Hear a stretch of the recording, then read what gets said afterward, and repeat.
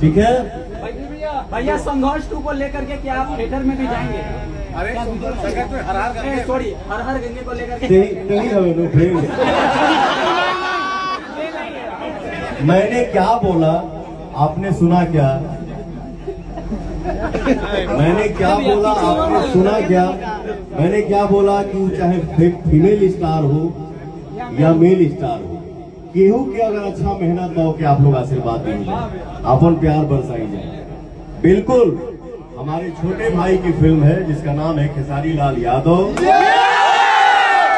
ठीक है, हमारी इंडस्ट्री का सुपरस्टार है, लाडला है, प्यारा है, दुलारा है। ठीक है, ट्रेंडिंग स्टार है। ठीक है, तो हमारे भाई की फिल्म आ रही है संघर्ष 2। बिल्कुल मैं आप सब के बीच में बोल रहा हूं, कहां खड़ा होना है संघर्ष 2 के लिए? पवन सिंह सबसे पहले।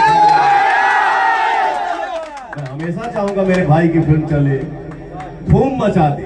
आप लोग सबको आशीर्वाद दीजिए, सबको आगे बढ़ाइए, मस्त रहिए।